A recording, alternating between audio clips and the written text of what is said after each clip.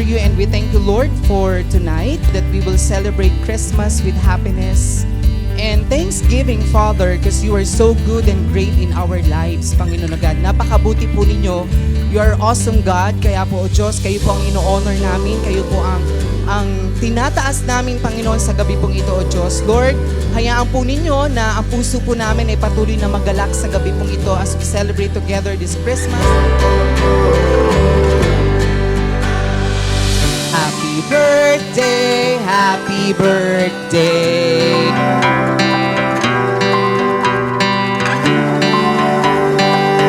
Marami hindi nakakalimot eh. Mga nagme-message talaga sa akin. Salamat, salamat.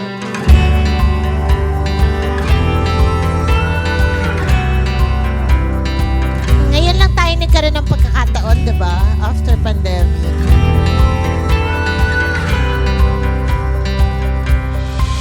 I just want you to feel that we're a family.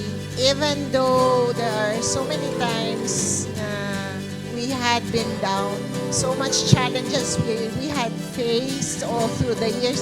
Alam niyo yan, mga komisari boys!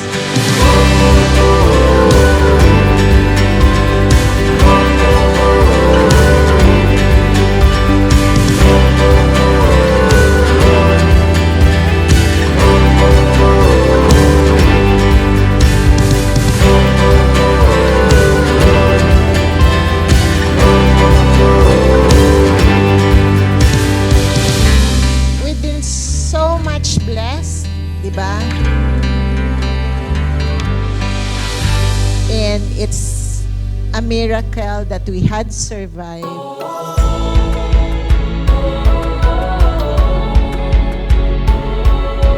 It's a true blessing from God.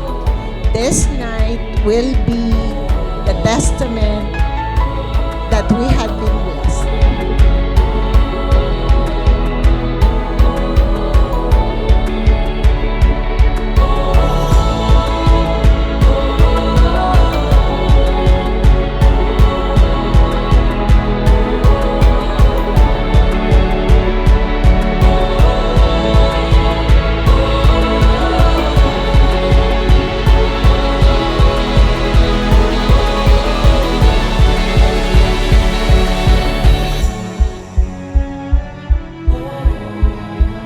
We are truly grateful na tayo po ay nabibigyan ng pagkakataon na makapagtrabaho. Dahil hindi po lahat may trabaho, hindi po lahat ay may ganitong oportunidad. So tayo po we are so blessed that God has been giving us this kind of job. So palakpakan naman po natin our bosses, Sir Jimmy and Ma'am Becky.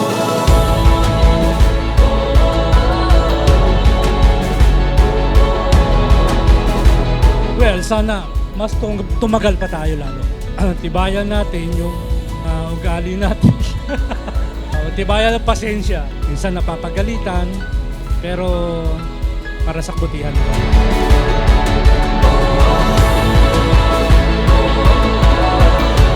Ito yung pagpapatotoo na tuloy lang tayo. And kahit ano mangyari, alam ko kasama ko kayo. Enjoy the night. God bless you.